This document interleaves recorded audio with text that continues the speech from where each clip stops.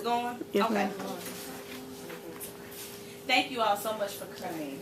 As you know, this is my last semester in school, and this is my residency course. So I'm going to be actually implementing a lot of different things to include literacy strategies for Freshman Academy, which I've already started. I've been doing it since I've been teaching, so I have a lot of data on that.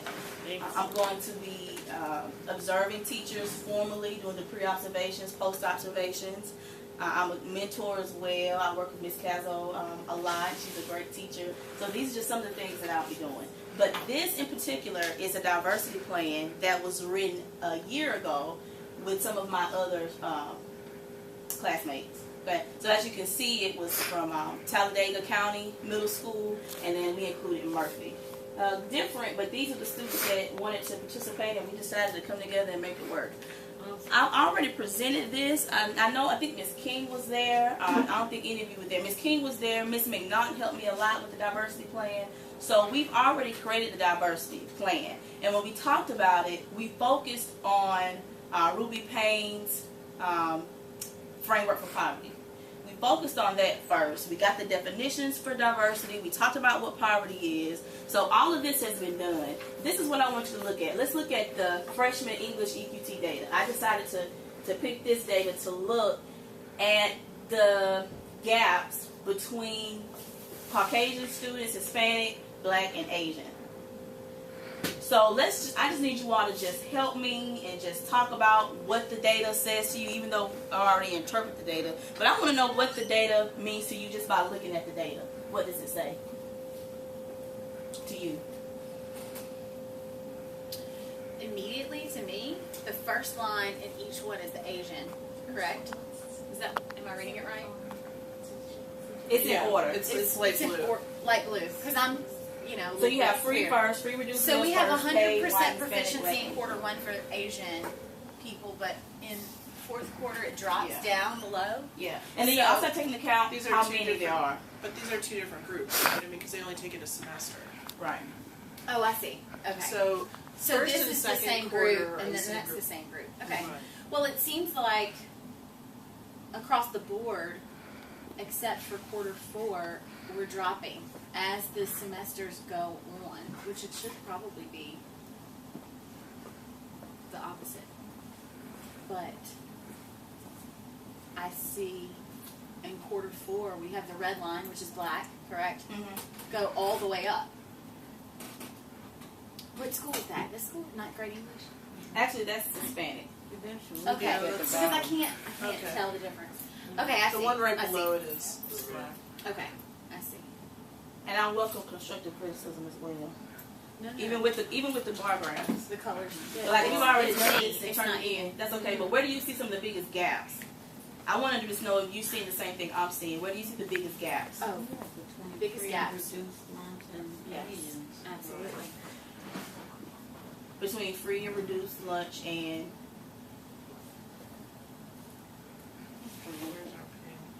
And when you guys divided this up, I mean, when we used to have to do free and reduced lunch, we had to pick it out with all our data. Some of those free and reduced are just people who did not, or not free and reduced, some of the paid, some of them you're listed the same as paid if you didn't do the paperwork. And we had some families out at MGM who just weren't doing paperwork. oh, I see. So it was all. But And one of the things that I see with the Black students, it's only one quarter where they actually approaching 50% proficiency. You see the quarter one, quarter two, no matter quarter three, no matter which group you see, they still, they striving close with quarter four to reach proficiency for the Black students, but it's just not there. and the free and reduced lunches as well, or meals rather. I'm also wondering if you could correlate this with attendance data, which might be more telling than free and reduced lunch, because we have such a high free and reduced lunch population that you're going to have more variation within it. So even if you do have a number who are successful, we have so many, it would be hard to tell. And I think whether or not they're actually coming to class is probably more of an indicator of what the actual problem is. Is it attendance, which that's a larger group in our free and reduced anyway. I think it could be added. You know, instead of taking the place of free and reduced lunch, that would just be yet another correlation for, because at this point I feel that poverty makes a big difference, regardless of race. Poverty makes a huge difference in the fact that you might not be coming to school because you have to work, or your parents are not working, or and they don't want to bring you to school, or something happens in the lines of that. There's a lot of factors that go into looking at free and reduced meals and knowing that that's kind of the poverty. We're looking at that.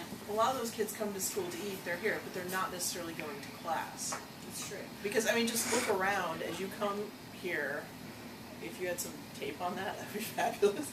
I mean, you have these kids who have obviously come to school, and they're here all day, but they are never in class. No matter where you are, like walking between places, you're running into the same faces every time. But to coincide with what you were saying about the attendance, not that the parents are not working, but one of the problems that I see, parents are not able to get off work as easily when they have jobs that are not professional jobs. And so therefore they're not able to monitor as closely. We have some problems getting parents there. Not saying that they don't want to be a part, they just have that flexibility of taking off. That's Hispanic. But I think it's safe to say that the biggest gap is between our black and our white students. Yes. Okay, I think it's safe to say that. You're right, and this is some of the data analysis. So over the past 3 years, there's a significant achievement gap between black and white, African American and white students. The largest gap was in 2012, 2013. I haven't gotten into exactly why that would have been. I think that was when we were coming back from Clarkshaw. White students scored 35% higher than black students on the EQT in 2012, 2013.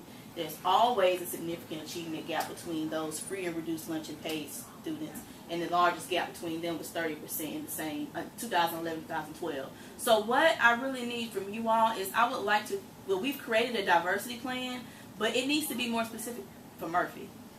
Okay, if you look at your handout that I gave you, look at the planned activities. It's going to be on the third page. It says planned activities and celebrations to reach goals. And this is what we came up with as a group. So this is not something that's specific to Talladega Middle School, County Middle Schools, or specific to Murphy. This is something that we thought that both schools could implement together, work for both schools. So the first thing was to hold parent night. So Ms. King, I know you're great with contacting parents. And it may be that we just focus on the freshman class as far as diversity. It may be the school as a whole. It may just be the sophomores. But I really want to create something that can be implemented before the end of the year. Some of this we are doing now. They came up with something that's called Pie Nights, and that was something that was totally creative. And it stands for Parents Involved in Education Nights. And they say you do it every month, the first Thursday of every month. Activities will be planned according to lesson plans, holiday happenings that are happening in different cultures. Parents also have the opportunity to participate in lessons, fun activities. So that was one planned activities to reach the goal. The ultimate goal is student achievement. Those students meet proficiency on the EQT as of right now. We know that's changing because eventually it's going to be a benchmark on the ACT, it's going to be the work keys, and it's going to be a certificate in the career areas. But right now we're just going to focus on EQT data. Parent sessions provided by a school counselor may be available on a monthly basis. The sessions held on the last Tuesday of each month. If you look up the third one, it talks about ARC data, and that was for the middle school in particular. For fluid grouping daily in reading and math during this 40-minute time block, I was thinking, and we'll talk about what we can do differently. Communication, we already utilize freetranslation.com. I don't know if you all know that, but we already utilize that with our non-English speakers. Number 6, training diversity, enlightenment, professional development for teachers, also to be included in the morning announcements. Maybe sometimes we can have students from different cultures and languages to say something on the morning announcements or to bring awareness of what's going on in their culture. maybe they don't celebrate different things. And then also to have to celebrate ethnicity, to have various cultures throughout the year, invite community leaders and present stories, food, and activities from their native culture. So from this list, what I would like for you all to do is give me some advice as to what we could do specifically for Murphy from this list. What could be done before May, before we leave, specifically for Murphy for diversity? I think incorporating to the morning announcements is something that would be very doable. That's easy. And these are things from within this too? Yes. That Yes. can also be included in the newspaper. Let me write down. Murphy's News paper that we have. I think that would be excellent to have like a feature story on some aspect of diversity. I'm Melissa Bell. If y'all have to go, you can. I do have a class of freshmen. They Yeah. can wait for a few I have minutes. a class, but they're my marine science. They're not going to burn with Just a few more suggestions and we'll be done. Well, it. Oh, sorry. I think number 4 with the intervention that you have going, at least with the freshmen, a lot of my freshmen, go for various like math help and stuff during third block. We have some of that, a little bit of fluidity going on where, you're sending them to at least attempt to, have them in the right place where they can receive help. My suggestion would be to the parent session with the pie. I think that's very, very important because we're not making a connection. We have the intervention, we have all these things. We work tirelessly with contacting parents, but a continuation of that. And that intervention concept, if it can be even with the parent night, you get there's a correlation with the reduced lunch, those types of children, if we will, and the types of parents they're uninvolved.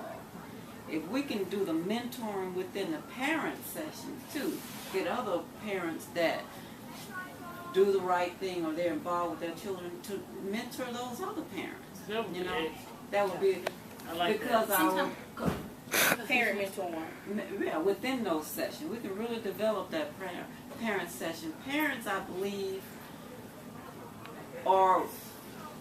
they would do better if they knew how to do better. And we found that out with our parent report card conferencing. I'm getting feedback from that. There's a methodology now in my mind. What do you need me to do? I heard you having the parent, the children report card conferencing. So it's not that the parents Don't care. It's don't just care. that They don't being know how. uninformed. We're Right. getting more and more parents that Agree. we're recycling that same trend. So we, within our parent pie sessions, we got a certain caliber of people that's going to work with these parents that don't know better or whatever.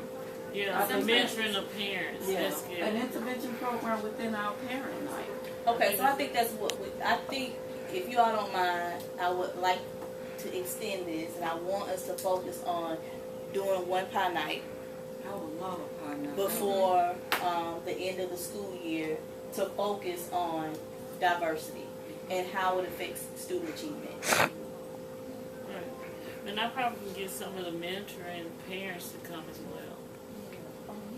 I can get some of And your they're very average diverse. parents Yes. that they're not IB this, that they're average parents with average students, and they will, we need diversity within that too, because I need to. Well, you telling me about my child, but my child is an underachiever, and you're a parent telling me about, we need that underachieving child's parent.